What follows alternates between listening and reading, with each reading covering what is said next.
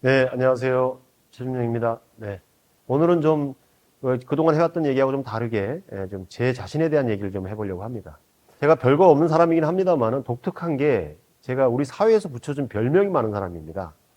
지금은 뭐 대부분의 사람들이 저를 거리 인문학자라는 별명으로 불러주고 있는데요. 그 노숙인 인문학 과정에 참여하고 나서 붙은 첫 번째 별명은 거리 인문학자가 아니라 거지 교수였습니다. 거지 교수. 근데 이게 별명에 붙게 된 계기가 있어요. 저 에피소드가 웃긴데요. 저희가 이제 그 노숙인 문학을 할 때, 처음에 했을 때부터 언론에 굉장히 관심을 많이 받았고, 특히 일기 졸업생 중에 13명이 수료를 했는데, 그중 13명 중에 11명이 취업에 성공하면서 언론에 폭발적인 관심을 받기 시작했습니다. 처음에는, 언론의 관심이 부담스럽기도 했지만, 뭐, 그래도 이렇게 저희가 하는 일의 의미를, 취지를 알린다는 의미에서 열심히, 저희가 인터뷰에도 응하고 했는데, 한 가지 좀 애꿎은 거는 저하고 인터뷰만 하고 마는 것이 아니라 방송국이나 신문사에서 찾아오면 꼭 강의하는 장면을 촬영을 하거나 또는 사진을 찍어 가려고 하는 그런 기자들이 있었던 거예요.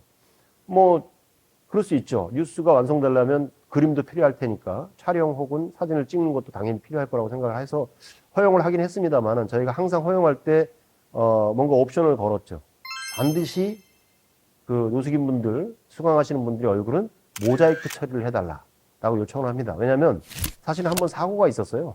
모 방송에서 촬영을 해갖고 갔는데 뉴스에 내보낼 때는 모자이크 처리를 했는데 홈페이지에 올릴 때는 모자이크 처리를 하지 않고 바로 올리는 바람에 그 홈페이지에서 얼굴을 확인해서 찾아온 빚쟁이가 있었어요. 그러니까 노숙인 인문학에 참여해서 인문학을 듣겠다라고 마음 먹고 찾아온 수강생 중에 한 명이 방송에 나간 사진 때문에 얼굴 때문에 빚쟁이한테 노출되는, 그래서 더 이상 인문학 강의를 참여할 수 없게 된 그런 안타까운 사연이 있었거든요. 그래서 더더욱 이제 경각심을 가지고 찾아오는 언론사 사진 기자들한테 사진 기사를 내보낼 때는 반드시 노숙인 분들의 얼굴을 가리거나 또는 모자이크 처리를 해달라고 양해를 구하고 그런 다음에 촬영을 허용하곤 했었습니다. 한 신문사에서 그 모자이크 처리를 반드시 하겠다는 약속을 하고 사진 촬영을 했는데 그 다음날 신문에 사진 기사가 나왔는데 거의 없게도 수강하시는 노숙인 분들의 얼굴은 그대로 노출이 되고 제 얼굴만 모자이크 처리를 한 거예요. 제 얼굴만. 근데 그걸 보고 이제 수강하시는 선생님들이 화가 나야 되는데 너무 웃기잖아요. 강의하는 교수는 모자이크 처리가 되고 자신들의 얼굴은 드러난 걸 보고 화를 내기보다는 뭐 어이가 없는 헛웃음이랄까요? 막 뻘뻘 웃으면서 저를 놀리기 시작하더라고요. 그때부터. 그분들 논리가 이겁니다. 사진 촬영을 한 그 신문사에서 저희들보다 교수님의 얼굴이 더 거지같이 생겨서 그래서 아마도 교수님 얼굴을 모자이크 처리한 게 아니겠냐. 그래서 그 노숙인 분들이 저한테 놀리면서 붙여준 별명이 거지 교수라는 별명이었습니다. 어이, 거지 교수님, 거지 교수님 이렇게 저한테 불렀던 거죠. 그게 이제 언론에 또 알려지고 그래서 뭐 언론에서 저하고 인터뷰 기사를 쓰면서 거지 교수 최준영이라는 바이라인으로 저를 소개했던 그런 기억이 있습니다. 뭐 그게 뭐 대수겠습니까 싶었습니다. 뭐 그냥 그 제 별명 때문에 수강하시는 분들이 웃을 수 있고 그럴 수 있다면 뭐 나쁜 일은 아니다 생각해요. 저는 그 별명에 대해서 그렇게 뭐 심각하게 생각하지 않았는데 뜻밖에도 제가 그때 당시에 결핍을 즐겨라라는 책을 썼었는데 그 책 속에 그런 내용이 나와요. 근데 저희 딸아이가 하필이면 그때 중학생 때였는데 우리 아빠가 책 냈다고 친구들한테 자랑하느라고 책을 보여줬는데 책 속에서 저희 딸아이의 친구가 거지 교수 최준영이라는 표현을 본 거예요. 그걸 보면서 우리 딸아이를 다정이라는 큰애였는데요. 다정이를 놀린 거예요. 아, 다정이네 아빠는 거지 교수래 하고 놀렸던 모양이에요. 그러니까 이제 저희 딸아이가 굉장히 속상해서 그날 밤에 저한테 울면서 아빠 별명 좀 바꿔. 거지 교수가 뭐야? 애들이 나한테 거지 딸이라고 놀린단 말이야. 그러면서 막, 뭐랄까요. 저한테 불만을 토로하더라고요. 그 얘기를 듣고, 뭐 그러려니 했다가, 그때 제가 이제 SBS 라디오에 이수경의 파워 FM이라는 프로그램이, 아침 프로그램이 있는데요. 전국방송이니까 굉장히 유명하죠. 동시간대 청취율 1위 프로그램이었으니까요. 그 이수경 아나운서하고 같이 책 소개 프로그램을 진행을 하고 있었는데, 이제 책 소개를 하다가 중간에 음악이 나가는 시간에 잠깐 쉬는 시간이 있습니다. 그때 넌지시 이제 그 이수경 아나운서도 그 얘기를 했어요. 아니, 제 별명 때문에, 거지 교수라는 별명 때문에 다정이가 굉장히 속상해 한다고. 별명 좀 바꿨으면 좋겠는데, 내 맘대로 별명을 스스로 바꿀 수도 없고 고민이라고. 하여튼 이수경 아나운서가 그 얘기를 듣고 음악이 나가고 그 다음에 생방송이었는데요. 바로 이제 방송이 나가자마자 전국의 청취자들한테 그 얘기를 들려준 거예요. 자, 도서평론가 최준용 선생님 매주 나와서 저희들한테 좋은 책을 소개해 주시는데요. 이분이 도서평론가라는 직함 말고 거지 교수라는 별명을 갖고 있는데 이 별명 때문에 딸아이가 굉장히 속상해 한답니다. 우리 청취자 여러분들이 우리 최준용 선생님 별명을 하나 새로 붙여주는 게 어떨까요? 라고 방송 멘트를 한 거예요. 그러니까 이제 문자로 최준용의 별명 해갖고 문자로 이제 청취자들이 문자들을 보내왔는데 그 중에 문자 중에서 가장 인상 깊고 또 가장 많이 들어온 문자 내용이 거리의 인문학자라는 별명이었습니다. 그래서 어떻게 보면 거리의 인문학자라는 별명은 제가 지은 것도 아니고 이수경 아나운서가 지어준 것도 아니고 전국에 있는 라디오 청취자들이 저한테 지어준 거죠. 그때부터 그 다음 주부터 이제 방송에 나가면 이수경 아나운서가 의식적으로 거리의 인문학자 최준용 선생님 나왔습니다. 이렇게 저를 계속 소개를 했었고 몇 년 동안 이렇게 하다 보니까 전국의 지방에 어디 강의를 가거나 그러면 저를 사람들이 거리의 인문학자, 거리의 인문학자 이렇게 불러주기 시작했고 그게 벌써 한 15년 전 일이네요. 사실 그 이전에도 저한테 붙은 별명이 있었습니다. 두 가지가 있는데 하나는 최자절, 또 하나는 최결핍. 이게 제 별명이었습니다. 최자절이라는 별명은 제가 시나리오 작가로 등단을 했거든요. 신춘문예에서 당선이 돼서 시나리오 작가로 정식으로 등단을 했는데 제가 썼던 시나리오가 다른 사람에게 도용당하면서 제가 크게 좌절했던 경험이 있어요. 그래서 영화 전문 잡지였던 시네21이라는 잡지가 창간이 되고 지령 13호, 그러니까 아주 초창기예요. 1990년대 중반 때였는데요. 그때 시네21에서 저를 특집 기사로 다뤘어요. 어느 젊은 시나리오 작가의 좌절. 그게 저를 다룬 인터뷰 기사의 제목입니다.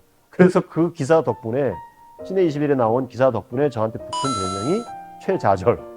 영화계 사람들은 웬만한 사람 그때 당시에 알았었어요. 최자절 저한테 불렀던 거죠. 그게 이제 최자절이라는 별명이 붙게 된 계기였고 두 번째 별명인 최결핍. 네, 결핍이라는 단어, 별명은 제가 아까도 말씀드려서 소개했습니다만 제가 10여 년 전에 썼던 책 중에 결핍을 즐겨라라는 책이 있습니다. 그리고 수년 전에 또 결핍이 들어간 책을 한 권 더 냈는데요. 그 책이 결핍의 힘이라는 책입니다. 그러니까 결핍이라는 단어가 들어간 책을 두 권이나 낸 유일한 사람인 거죠. 그러니까 사람들이 저한테 저 사람은 뭐 어떤 결핍이 있길래 저렇게 결핍이라는 단어를 책 제목으로 붙여 책을 낼까 궁금해하는 사람도 있고 그 궁금증이 우스갯소리처럼 장난스럽게 제 별명이 됐던 거죠. 그래서 최결핍이라는 별명이 붙게 된 겁니다. 아니나 다를까 사실 저는 굉장히 큰 결핍을 가지고 있는 겁니다.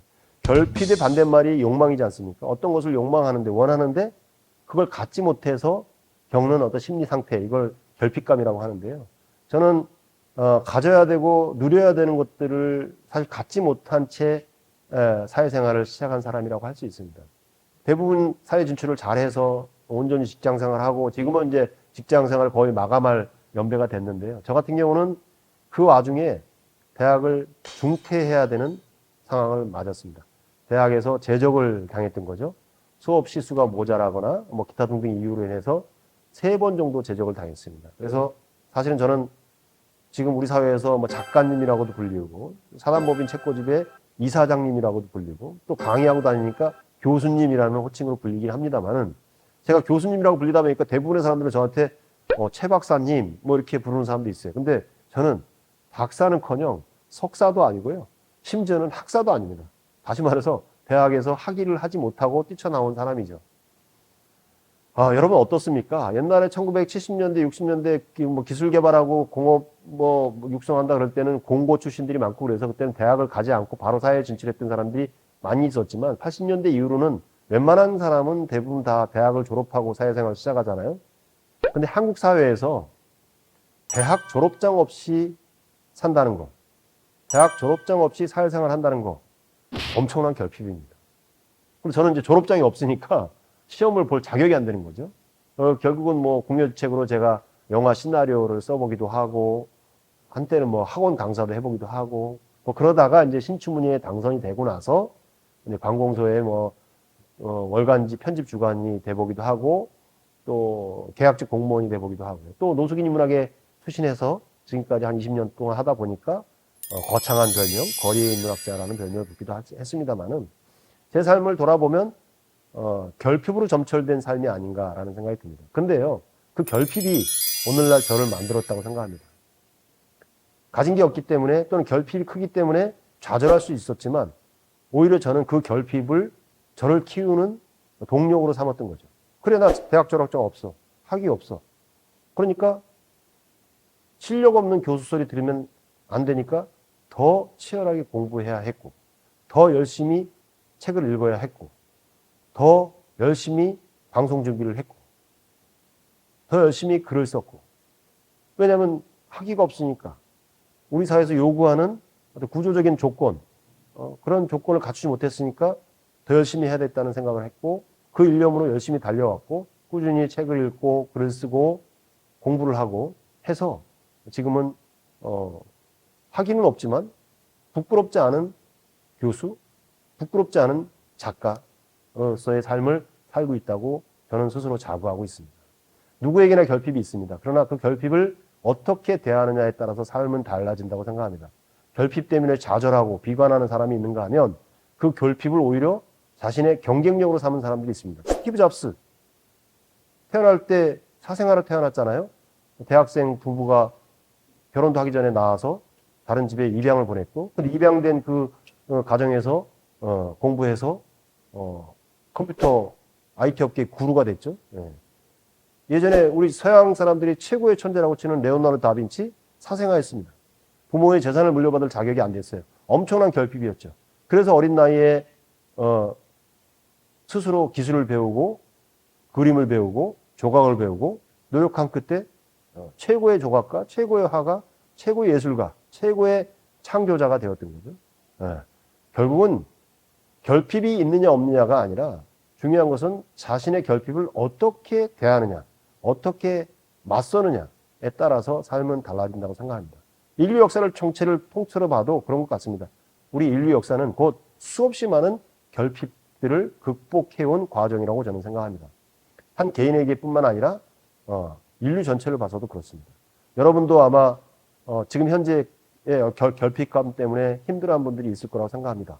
뭐 좋은 대학을 나오지 못했다, 좋은 차를 갖지 못했다, 나는 키가 작다, 부모가 어떻다, 이런저런 결핍감 때문에 괴로워하는 사람이, 오히려 그 괴로움을 주는 결핍을 오히려 성장의 동력으로 한번 삼아 보십시오. 제가 성공한 사람은 아닙니다만은 훨씬 삶이 드라마틱해질 수 있고 더 열정적인 삶을 사는 계기가 될 수도 있습니다. 그렇게 최좌절, 최결핍, 거지교수, 거리문학자인 저는 지금까지 꿋꿋하게 한 집안의 가장이자 우리 사회에서 힘겹게 사는 사람들을 돕기 위해서 노력하는, 결핍을 극복하기 위해서 계속 노력하는 사람으로 살고 있습니다. 예, 좀 부끄럽지만 저는 오늘은 제 얘기를 좀 했는데요. 어떻게 들으셨습니까? 뭐 제 자랑처럼 떠들어댄 것 같기도 하고, 그렇지만 뭐 자랑이라기보다는 제가 가지고 있는 결핍을 제 나름대로 어루만지고 극복해왔던 과정을 여러분들 들려드리고 싶었습니다. 예, 오늘 얘기는 여기서 마치겠습니다. 고맙습니다.